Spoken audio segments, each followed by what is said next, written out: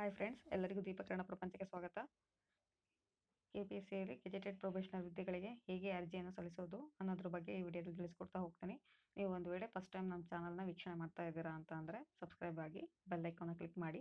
ಮೊಬೈಲಲ್ಲಿ ಅಪ್ಲೈ ಮಾಡ್ತಾ ಇದ್ದೀರಾ ಅಂತಂದರೆ ಇಲ್ಲಿ ರೈಟ್ ಸೈಡಲ್ಲಿ ಒಂದು 3 ಡಾಟ್ ಕಾಣುತ್ತೆ. ಆ ಡಾಟ್ ಮೇಲೆ ಕ್ಲಿಕ್ ಮಾಡಿದರೆ ಈ ಥರ ಒಂದು ಪೇಜಸ್ ಓಪನ್ ಆಗುತ್ತೆ. ಇದರಲ್ಲಿ ನೀವು ಡೆಸ್ಕ್ಟಾಪ್ ಸೈಟ್ ಅಂತ ಇದೆಯಲ್ಲ, ಇವು ಒಂದು ಬಾಕ್ಸ್ ಮೇಲೆ ಟಿಕ್ ಹಾಕ್ಕೊಳ್ಳಿ. ಈ ಥರ ಒಂದು ಪೇಜಸ್ ಬರುತ್ತೆ. ನೆಕ್ಸ್ಟು ಗೂಗಲ್ ಸರ್ಚಲ್ಲಿ KPSC ಅಂತ ಸರ್ಚ್ ಮಾಡಿದರೆ ಈ ಥರ ಒಂದು ಪೇಜಸ್ ಓಪನ್ ಆಗುತ್ತೆ. ಇದರಲ್ಲಿ ಫಸ್ಟ್ ಒಂದು ಕರ್ನಾಟಕ ಪಬ್ಲಿಕ್ ಸರ್ವಿಸ್ ಕಮಿಷನ್ ಅಂತ ಇದೆಯಲ್ಲ, ಇದರ ಮೇಲೆ ಕ್ಲಿಕ್ ಮಾಡ್ಕೊಳ್ಳಿ. ನೆಕ್ಸ್ಟ್ ಸ್ಕ್ರಾಲ್ ಡೌನ್ ಮಾಡಿ ಇಲ್ಲಿ ಅಪ್ಲೈ ಫಾರ್ ವೇರಿಯಸ್ ನೋಟಿಫಿಕೇಶನ್ಸ್ ಅಂತ ಇದೆಯಲ್ಲ, ಇದರ ಮೇಲೆ ಕ್ಲಿಕ್ ಮಾಡಿ. Click here for one time registration. ಯಾರು ರಿಜಿಸ್ಟ್ರೇಷನ್ ಆಗಿಲ್ಲಲ್ಲ, ನೀವು ರಿಜಿಸ್ಟ್ರೇಷನ್ ಆಗಿ ನೆಕ್ಸ್ಟ್ ಲಾಗಿನ್ ಆಗಬೇಕಾಗತ್ತೆ ಅಪ್ಲೈ ಮಾಡಲಿಕ್ಕೆ.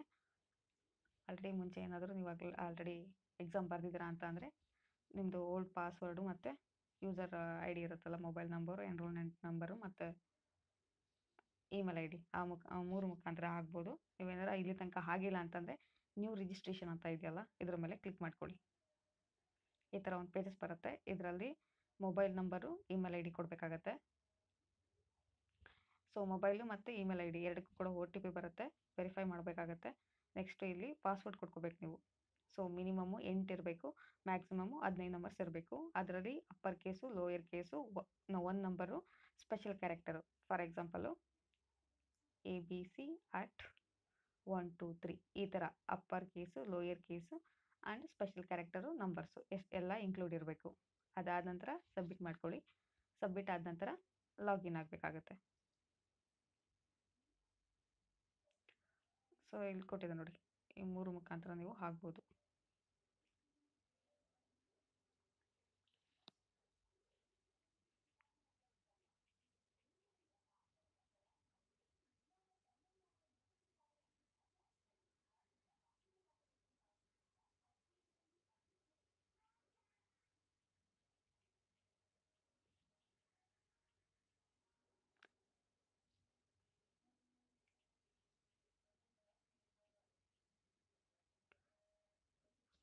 ಎಂಟ್ರಿ ಆದ ನಂತರ ಲಾಗಿನ್ ಮಾಡ್ಕೊಳ್ಳಿ. ಈ ಥರ ಇನ್ಸ್ಟ್ರಕ್ಷನ್ ಬರುತ್ತೆ, ಇದನ್ನೆಲ್ಲ ಓದ್ಕೊಳ್ಳಿ. ಓದ್ಕೊಂಡ ನಂತರ ಕೆಳಗಡೆ ಇಲ್ಲಿ ಟಿಕ್, ಇದ್ರ ಮೇಲೆ ಬಾಕ್ಸ್ ಮೇಲೆ ಟಿಕ್ ಮಾಡಿಕೊಂಡು I have read the instructions ಅಂತ ಬರುತ್ತೆ, ಗೋ ಕೊಡಿ.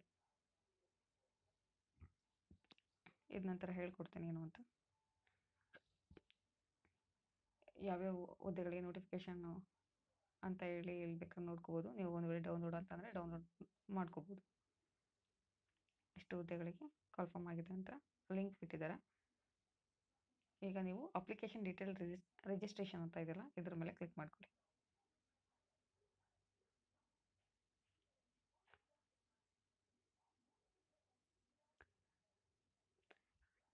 ನೀವು SLCನ 2002 ಅಥವಾ ಅದಕ್ಕಿಂತ ಹಿಂದೆ ಓದಿದ್ರೆ ಮ್ಯಾನ್ಯಲ್ ಎಂಟ್ರಿ ಮಾಡಬೇಕಾಗತ್ತೆ. 2003 ನಂತರ ಓದಿದ್ರೆ ನಿಮ್ಮ ರಿಜಿಸ್ಟ್ರೇಷನ್ ನಂಬರ್ ಎಂಟ್ರಿ ಮಾಡಿದರೆ ಎಲ್ಲ ಫಿಲ್ ಆಗುತ್ತೆ ಆಟೋಮೆಟಿಕ್ಕಾಗಿ. ಒಂದು ವೇಳೆ ಬಂದಿಲ್ಲ ಅಂದರೆ ನೀವು ಎಂಟ್ರಿ ಮಾಡ್ಕೋಬೇಕಾಗತ್ತೆ. ಏನು ಬಂದಿದೆಯಲ್ಲ ಅದೊಂದು ಚೆಕ್ ಮಾಡ್ಕೊಳ್ಳಿ.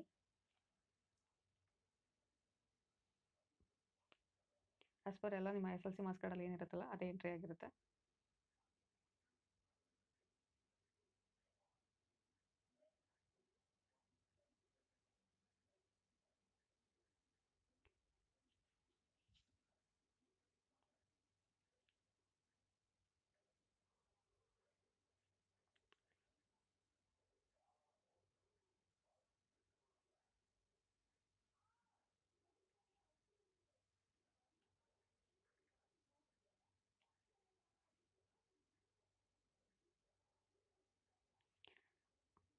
Photo minimum 50 KB, maximum 200 KB ಒಳಗಡೆ ಇರಬೇಕು.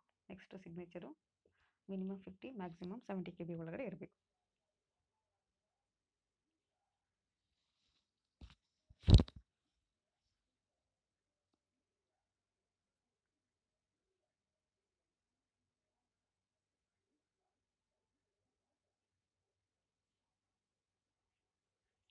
ನೀವು KPSCಯಲ್ಲಿ ಹಿಂದಿನ ಪರೀಕ್ಷೆಗಳಿಗೆ ಹಾಜರಾಗಿದ್ದರೆ ಇಲ್ಲಿ ವಿವರಗಳನ್ನ ಕೊಡಬೇಕಾಗತ್ತೆ. ಇದ್ದರೆ ಎಸ್ ಅಂತ ಕೊಟ್ಕೊಳ್ಳಿ. ರಿಜಿಸ್ಟ್ರೇಷನ್ ನಂಬರು ಮತ್ತು ಎಲ್ಲ ಅಧಿಸೂಚನೆ ಸಂಖ್ಯೆ ಅಂತ ಎಲ್ಲ ಕೇಳುತ್ತೆ. ನೆಕ್ಸ್ಟು ಗೆಜೆಟೆಡ್ ಪ್ರೊಬೇಷನರ್ಸ್ ಹುದ್ದೆಗಳಿಗೆ ನೀವೇನಾದ್ರು KSCಗೆ ಇದಕ್ಕಿಂತ ಮುಂಚೆ ಅಟೆಂಪ್ಟ್ ಮಾಡಿದರೆ ಅದ್ರದ್ದು ಡೀಟೇಲ್ಸ್ ಕೊಡಬೇಕಾಗತ್ತೆ, ಎಸ್ ಅಂತ ಕೊಟ್ಕೊಂಡು. ಒಂದು ವೇಳೆ ಇಲ್ಲ ಇದೆ ಫಸ್ಟ್ ಟೈಮ್ ಅಂತಂದರೆ ನೀವು ಸೇವ್ ಕೊಟ್ಕೊಂಡ್ರೆ ಬರುತ್ತೆ. ಏನು ಎಂಟ್ರಿ ಆಗಿದೆಯಲ್ಲ ಒಂದ್ಸರಿ ನೋಡ್ಕೊಂಡ ನಂತರ ಸೇವ್ ಅಂತ ಕೊಡಿ. ಸೊ ಸೇವ್ ಅಂತ ಕೊಟ್ಕೊಳ್ಳಿ. ಸೇವ್ಡ್ ಸಕ್ಸಸ್ಫುಲಿ ಅಂತ ಬರುತ್ತೆ, okay ಕೊಟ್ಕೊಳ್ಳಿ.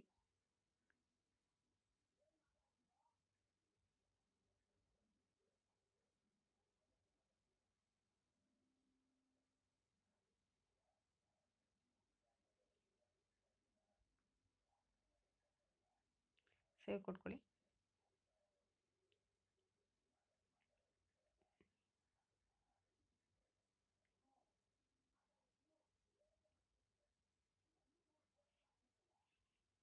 Next education qualification.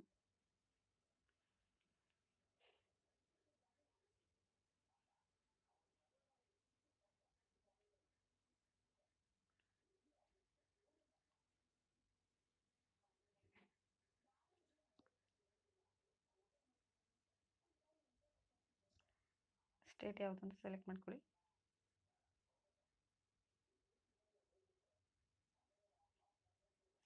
Results passed, marks type marks ಅಂತ ಕೊಟ್ಕೊಂಡಿರ್ತೀನಿ. ಇಲ್ಲಿ 2 ಟೈಪ್ಸ್ ಇದೆ, CGP ಆರು OGP ಅಂತ. ನಿಮ್ದು ಯಾವುದಿದೆ ಅದನ್ನು ಸೆಲೆಕ್ಟ್ ಮಾಡ್ಕೊಳ್ಳಿ.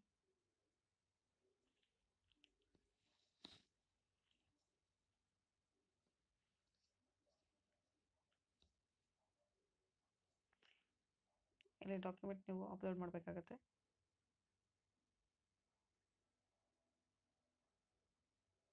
ಸೊ ಎಲ್ಲ ಒಂದು ಫೈಲ್ಸ್ಗಳು PDF ಫಾರ್ಮೆಟಲ್ಲಿ ಇರಬೇಕು, 2 MB ಒಳಗಡೆ.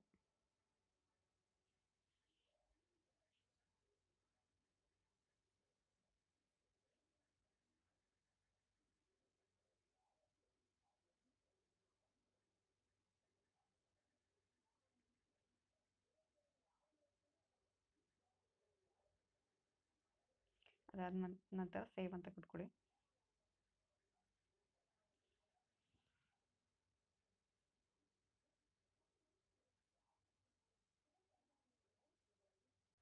SLC ಆದ ನಂತರ ನೆಕ್ಸ್ಟ್ ಇಲ್ಲಿ PUC ಸೆಲೆಕ್ಟ್ ಮಾಡ್ಕೊಳ್ಳಿ.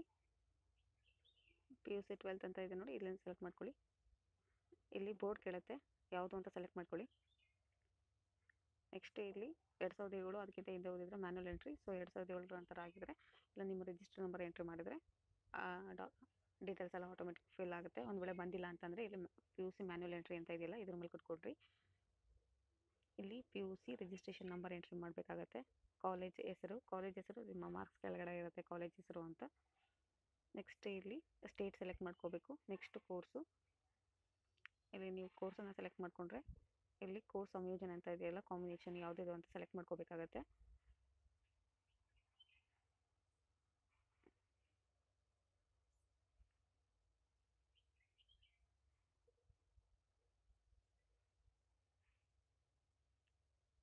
ನೆಕ್ಸ್ಟ್ ಇಲ್ಲಿ ಫಲಿತಾಂಶ ಕೇಳುತ್ತೆ, ಪಾಸ್ಡ್ ಅಂತ ಕೊಟ್ಕೊಳ್ಳಿ. ನೆಕ್ಸ್ಟ್ ಇಲ್ಲಿ ಮಾರ್ಕ್ಸ್ ಪ್ರಕಾರ ಮಾರ್ಕ್ಸ್ ಟೈಪು ಮಾರ್ಕ್ಸ್. ನೆಕ್ಸ್ಟ್ ಒಟ್ಟಾರೆ ಗಳಿಸಿರುವ ಅಂಕಗಳು ಎಷ್ಟು ಅಂತ ಕೊಟ್ಕೋಬೇಕು. ನೆಕ್ಸ್ಟ್ ಇಲ್ಲಿ ಗರಿಷ್ಠ ಅಂಕಗಳು ಅಂತ ಕೊಟ್ಟಿದ್ದಾರೆ, ಅದನ್ನು ಟೈಪ್ ಮಾಡಬೇಕಾಗತ್ತೆ. ನೆಕ್ಸ್ಟ್ ಇಲ್ಲಿ ಶೇಕಡಾವಾರು ಎಂಟ್ರಿ ಮಾಡಬೇಕು. ಅದಾದ ನಂತರ ಡಾಕ್ಯುಮೆಂಟ್ಸ್ನ PDF ಅಲ್ಲಿ ಅಪ್ಲೋಡ್ ಮಾಡಬೇಕಾಗತ್ತೆ. ಅಪ್ಲೋಡ್ ಮಾಡಿದ ನಂತರ ಇಲ್ಲಿ ಸೇವ್ ಅಂತ ಕೊಟ್ಕೊಳ್ಳಿ. ಸೊ PUC ಸೇವ್ ಆದ ನಂತರ ನೆಕ್ಸ್ಟು ಸೇಮ್ ಇಲ್ಲಿ ಡಿಗ್ರಿಗೂ ಇದೇ ಥರನೇ ಮಾಡಬೇಕು.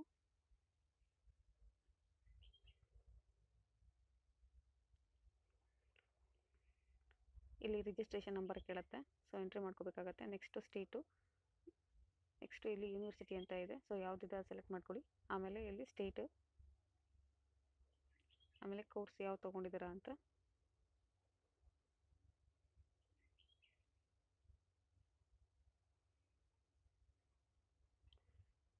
ಇಲ್ಲಿ ಕೋರ್ಸ್ ಅದರಲ್ಲಿ ಯಾವುದಿದು ಓದಿದ್ದೀರಾ ಅಂತ ಹೇಳಿ ಅದನ್ನು ಸೆಲೆಕ್ಟ್ ಮಾಡ್ಕೊಳ್ಳಿ.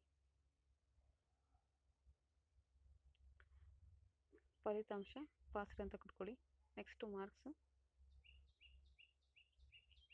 ಇಲ್ಲಿ ಒಟ್ಟಾರೆ ಗಳಿಸಿರುವ ಅಂಕಗಳು ಅಂತ ಕೇಳಿದ್ದಾರೆ, ಇಲ್ಲಿ ಗರಿಷ್ಠ ಅಂಕಗಳನ್ನು ಎಂಟ್ರಿ ಮಾಡಬೇಕು. ನೆಕ್ಸ್ಟ್ ಇಲ್ಲಿ ಶೇಕಡಾವಾರು ಎಂಟ್ರಿ ಮಾಡಬೇಕಾಗತ್ತೆ.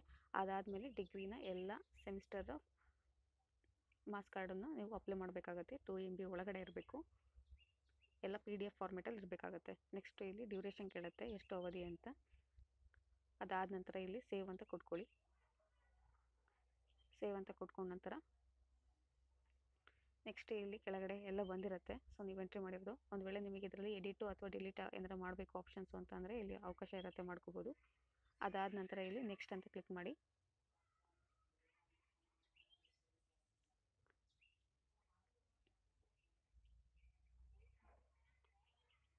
ನೀವು ಮೀಸಲಾತಿ ಕ್ಲೈಮ್ ಮಾಡ್ತಾ ಇದ್ದೀರಾ ಅಂತಂದರೆ ಎಸ್ ಅಂತ ಕೊಡಬೇಕು. ಅದರಲ್ಲಿ ಮ್ಯಾನ್ಯುವಲ್ ಎಂಟ್ರಿ ಅಂತ ಅಂದರೆ ಮ್ಯಾನ್ಯುವಲ್ ಎಂಟ್ರಿ ಅಂತಂದರೆ ಟಿಕ್ ಮಾಡಿಕೊಂಡ್ರೆ ಸೊ ಇಲ್ಲಿ ಆರ್ ಡಿ ನಂಬರ್ ಕೇಳುತ್ತೆ. ನಿಮ್ಮ caste certificate R D number entry ಮಾಡಬೇಕಾಗತ್ತೆ. ಅಪ್ಲಿಕೆಂಟ್ ನೇಮು, ಅರ್ಜಿದಾರರ ಹೆಸರು ಆ್ಯಸ್ ಪರ್ SLC ಮಾರ್ಕ್ಸ್ ಕಾರ್ಡಲ್ಲಿ ಹೇಗಿದೆಯಲ್ಲ ಅದೇ ಥರನೇ ಎಂಟ್ರಿ ಮಾಡಬೇಕಾಗತ್ತೆ. ಆಮೇಲೆ ಇಲ್ಲಿ ಮೀಸಲಾತಿ ಕೇಳುತ್ತೆ, ಯಾವುದಿದೆ ಅದನ್ನು ಕೊಡ್ಕೊಳ್ಳಿ. ನೆಕ್ಸ್ಟು ಇಲ್ಲಿ ಜಾತಿ ಕೇಳುತ್ತೆ, ಕೊಟ್ಟಿದ್ದಾರೆ ಅದನ್ನು ಸೆಲೆಕ್ಟ್ ಮಾಡ್ಕೊಳ್ಳಿ. ನೆಕ್ಸ್ಟ್ ಇಲ್ಲಿ ಪ್ರಮಾಣ ಪತ್ರದ ದಿನಾಂಕ ಅಂತ ಇದೆ, ಸರ್ಟಿಫಿಕೇಟ್ ಇಶ್ಯೂ ಮಾಡಿರುವಂಥ ಡೇಟನ್ನು ಸೆಲೆಕ್ಟ್ ಮಾಡ್ಕೋಬೇಕಾಗತ್ತೆ. ನೆಕ್ಸ್ಟ್ ಇಲ್ಲಿ ಪ್ರಮಾಣ ಪತ್ರ ವಿತರಣೆ ಮಾಡಿರುವವರು ನಿಮ್ಮ ಕ್ಯಾಸ್ಟ್ ಸರ್ಟಿಫಿಕೇಟ್ ಕೆಳಗಡೆ ಇಶ್ಯೂ ಮಾಡಿರೋದು ಇರುತ್ತೆ. ಫಾರ್ ಎಕ್ಸಾಂಪಲ್ ಈಗ ತಾಲೂಕು ಅಂತ ಅಂದರೆ ತಹಶೀಲ್ದಾರ್ ಅಂತ ಬರುತ್ತೆ. ಸೊ ಯಾರು ಇಶ್ಯೂ ಮಾಡಿರ್ತಾರಲ್ಲ ಅವ್ರದ್ದು ಇಲ್ಲಿ ಇಶ್ಯೂಡ್ ಬೈ ಅಂತ ಇದೆಯಲ್ಲ ಅಲ್ಲಿ ಕೊಟ್ಕೋಬೇಕಾಗತ್ತೆ, ಯಾರು ಮಾಡಿರ್ತಾರೆ ಅಂತ. ಇಲ್ಲಿ ವಾರ್ಷಿಕ ಆದಾಯ ಕೇಳುತ್ತೆ, ಆ್ಯನ್ಯಲ್ ಇನ್ಕಮು, ಅದನ್ನು ಎಂಟ್ರಿ ಮಾಡ್ಕೊಳ್ಳಿ. ಏನು ಸ್ಟಾರ್ ಮಾರ್ಕಲ್ಲಿ ಇರುತ್ತಲ್ಲ ಅದನ್ನು ಎಂಟ್ರಿ ಮಾಡಬೇಕು. ಸ್ಟಾರ್ ಮಾರ್ಕ್ ಇಲ್ಲದ ಅದನ್ನು ನೀವು ಎಂಟ್ರಿ ಮಾಡಿಲ್ಲ ಅಂದರೆ ಏನು ಕಂಪಲ್ಸರಿ ಇರೋದಿಲ್ಲ ಮಾಡಬೇಕು ಅಂತ. ನೆಕ್ಸ್ಟು ಇಲ್ಲಿ ಕ್ಯಾಸ್ಟಿಂದ ಏನಿದೆಯಲ್ಲ ಆ ಸರ್ಟಿಫಿಕೇಟ್ನ PDF ಅಲ್ಲಿ ಅಪ್ಲೋಡ್ ಮಾಡಬೇಕಾಗತ್ತೆ. ನೆಕ್ಸ್ಟು ಮಾಜಿ ಸೈನಿಕರಾಗಿದ್ದರೆ ಎಸ್ ಅಂತ ಕೊಟ್ಕೊಳ್ಳಿ, ಇಲ್ಲ ನೋ ಅಂತ ಕೊಟ್ಕೊಳ್ಳಿ. ನೀವು ಯುದ್ಧ ಅಥವಾ ಯುದ್ಧದಂತಹ ಕಾರ್ಯಾಚರಣೆಯಲ್ಲಿ ಮಡಿದ ಅಥವಾ ಶಾಶ್ವತ ಅಂಗವಿಕಲತೆ ಹೊಂದಿದ ಸೈನಿಕರ ಅವಲಂಬಿತರ ಇದ್ದರೆ ಎಸ್ ಅಂತ ಕೊಟ್ಕೊಳ್ಳಿ, ಇಲ್ಲಾಂದರೆ ನೋ ಕೊಟ್ಕೊಳ್ಳಿ. ಗ್ರಾಮೀಣ ಮೀಸಲಾತಿ ಕ್ಲೈಮ್ ಮಾಡ್ತಾ ಇದ್ರೆ ಎಸ್ ಅಂತ ಕೊಟ್ಕೊಳ್ರಿ.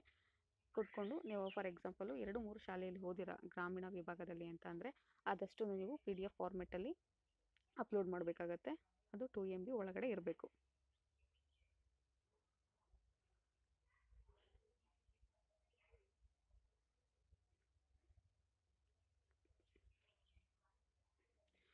ಯೋಜನಾ ನಿರಾಶ್ರಿತರು ಕ್ಲೈಮ್ ಮಾಡ್ತಾ ಇದ್ರೆ ಎಸ್ ಅಂತ ಕೊಟ್ಕೊಳ್ಳಿ, ಇಲ್ಲ ನೋ ಅಂತ ಕೊಟ್ಕೊಳ್ಳಿ. ನೆಕ್ಸ್ಟು ಕನ್ನಡ ಮಾಧ್ಯಮ ಅದನ್ನು ಕೂಡ ಸೇಮು ನೀವು PDF ಫಾರ್ಮೆಟಲ್ಲಿ ಅಪ್ಲೋಡ್ ಮಾಡಬೇಕಾಗತ್ತೆ. ನೆಕ್ಸ್ಟು HK ವಿಭಾಗ ಆಗಿದ್ದರೆ ಎಸ್ ಅಂತ ಕೊಟ್ಕೊಳ್ಳಿ, ಇಲ್ಲ ನೋ ಅಂತ ಕೊಟ್ಕೊಳ್ಳಿ. ಏಜ್ ರಿಲ್ಯಾಕ್ಸೇಷನ್ ಅಂದರೆ ಕ್ಲೈಮ್ ಮಾಡ್ತಾ ಇದ್ದಾರೆ ಅಂದರೆ ಎಸ್ ಅಂತ ಕೊಟ್ಕೊಳ್ಳಿ, ಇಲ್ಲಾಂದರೆ ನೋ ಅಂತ ಕೊಟ್ಕೊಳ್ಳಿ. ಇಲ್ಲಿ ಗೌರ್ಮೆಂಟ್ ಎಂಪ್ಲಾಯ್ ಇದ್ದರೆ ಎಸ್ ಅಂತ ಕೊಡಬೇಕಾಗತ್ತೆ, ಇಲ್ಲಾಂದರೆ ನೋ ಅಂತ ಕೊಡಿ. ನೀವು ವಿಕಲಚೇತನ ಅಭ್ಯರ್ಥಿ ಇದ್ದರೆ ಎಸ್ ಅಂತ ಕೊಟ್ಕೊಳ್ಳಿ, ಇಲ್ಲ ನೋ ಅಂತ ಕೊಟ್ಕೊಳ್ಳಿ. ನೆಕ್ಸ್ಟ್ ಇದಾದಮೇಲೆ ಇಲ್ಲಿ ಸೇವ್ ಅಂತ ಬಟನ್ ಕ್ಲಿಕ್ ಮಾಡಬೇಕಾಗತ್ತೆ. ಕ್ಲಿಕ್ ಮಾಡಿಕೊಂಡು ನೆಕ್ಸ್ಟ್ ಅಂತ ಕ್ಲಿಕ್ ಮಾಡಿ.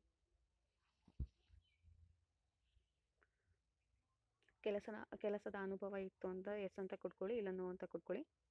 ಫಾರ್ ಎಕ್ಸಾಂಪಲ್ ನೀವು ಎಸ್ ಅಂತ ಕೊಟ್ಟರೆ ಇಲ್ಲೆಲ್ಲ ಕೊಡಬೇಕಾಗುತ್ತೆ. ಸಂಸ್ಥೆ ಹೆಸರು, ಯಾವ ಟೈಪ್ ಆರ್ಗನೈಸೇಷನ್ ಅಂತ, ಪ್ರೈವೇಟಾ ಸೆಂಟ್ರಲ್ಲ ಅಥವಾ ಬೋರ್ಡರ್ಸ್ ಕಾರ್ಪೊರೇಷನ್ಸ್ ಅಂತ ಇದೆ. ಸೊ ಯಾವುದಿದೆ ಸೆಲೆಕ್ಟ್ ಮಾಡ್ಕೋಬೇಕಾಗುತ್ತೆ. ಒಂದು ವೇಳೆ ಜಾಬ್ ಎಕ್ಸ್ಪೀರಿಯನ್ಸ್ ಇಲ್ಲ ಅಂತ ಅಂದರೆ ನೋ ಅಂತ ಕೊಟ್ಕೊಳ್ಳಿ. ನೆಕ್ಸ್ಟ್ ಸೇವ್ ಅಂತ ಕೊಟ್ಕೊಂಡು ನೆಕ್ಸ್ಟ್ ಹೋಗಬೇಕಾಗತ್ತೆ. ಇಲ್ಲಿ ಯಾವುದೇ ಕ್ರಿಮಿನಲ್ ಪ್ರಕರಣಗಳಲ್ಲಿ ಶಿಕ್ಷೆಗೆ ಒಳಗಾಗಿದ್ದರೆ ಎಸ್ ಅಂತ ಕೊಡಬೇಕು, ಇಲ್ಲ ನೋ ಅಂತ ಕೊಟ್ಕೊಳ್ಳಿ. KPSC ಅಥವಾ ಯಾವುದೇ ಇತರೆ ಆಯ್ಕೆ ಪ್ರಕ್ರಮದಿಂದ ನಿಮ್ಮನ್ನು ಡಿಬಾರ್ ಮಾಡಲಾಗಿದೆ ಇದ್ದರೆ ಎಸ್ ಅಂತ ಕೊಡಿ, ಇಲ್ಲಾಂದರೆ ನೋ ಅಂತ ಕೊಟ್ಕೊಳ್ಳಿ. ಆಮೇಲೆ ಇಲ್ಲಿ ಸೇವ್ ಮೇಲೆ ಕ್ಲಿಕ್ ಮಾಡಿಕೊಂಡು ನೆಕ್ಸ್ಟ್ ಮೇಲೆ ಕ್ಲಿಕ್ ಮಾಡಿ. ಇಲ್ಲಿ ಕಂಪಲ್ಸರಿ ಕನ್ನಡ ಪರೀಕ್ಷೆಯಿಂದ ನೀವು ಪಾಸ್ ಮಾಡಿದ್ದೀರಾ, ಅದು 29/11/2022 ನಂತರ ಅಂತ ಇದೆ.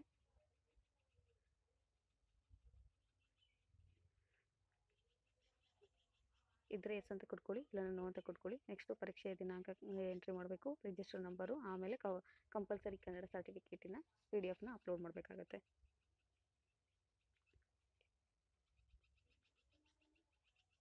ಕೆಳಗಡೆ ಸೇವ್ ಅಂತ ಕೊಟ್ಕೊಂಡು ಫೈನಲ್ ಸಬ್ಮಿಟ್ ಕ್ಲಿಕ್ ಮಾಡಿ. ನೀವು ಫೈನಲ್ ಸಬ್ಮಿಟ್ ಮೇಲೆ ಕ್ಲಿಕ್ ಮಾಡೋದಕ್ಕಿಂತ ಮುಂಚೆ ಏನಾರು ಎಡಿಟ್ ಮಾಡಬೇಕು ಅಂತ ಅಪ್ಲಿಕೇಶನಲ್ಲಿ ಇತ್ತು ಅಂದರೆ ಎಡಿಟ್ ಮಾಡ್ಕೋಬೋದು. ಎಡಿಟ್ ಆದ ನಂತರ ಫೈನಲ್ ಸಬ್ಮಿಟ್ ಮೇಲೆ ಕ್ಲಿಕ್ ಮಾಡ್ಕೊಳ್ಳಿ. ಈ ಪ್ರೊಸೀಜರ್ ಆದ ನಂತರ ಇಲ್ಲಿ ಮೇಲ್ಗಡೆ ಅಪ್ಲೈ ಟು ಪೋಸ್ಟ್ ಅಂತ ಇದೆಯಲ್ಲ ಅದ್ರ ಮೇಲೆ ಕ್ಲಿಕ್ ಮಾಡಬೇಕಾಗತ್ತೆ.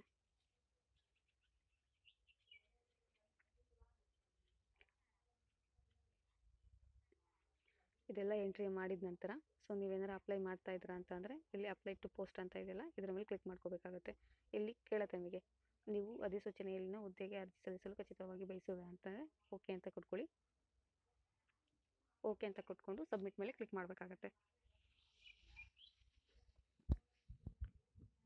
ನೀವು ಫೋನಲ್ಲಿ ಏನಾರು ಅಪ್ಲೈ ಮಾಡ್ತಾ ಇದ್ದೀರಾ ಅಂತಂದರೆ ನಿಮ್ಮ ಫೋನಲ್ಲಿ ರೈಟ್ ಸೈಡಲ್ಲಿ 3 ಡಾಟ್ ಕಾಣುತ್ತೆ. ಅದ್ರ ಮೇಲೆ ಡೆಸ್ಕ್ಟಾಪ್ ಸೈಟ್ ಅಂತ ಬರುತ್ತೆ. ಆ ಸೈಟ್ ಮೇಲೆ ಈ ಥರ ಬಾಕ್ಸ್ ಇರುತ್ತೆ. ಅದ್ರ ಮೇಲೆ ಹಿಂಗೆ ಟಿಕ್ ಹಾಕ್ಕೊಂಡ್ರೆ ನಿಮಗೆ ಡೆಸ್ಕ್ಟಾಪ್ ಸೈಟು ಓಪನ್ ಆಗುತ್ತೆ.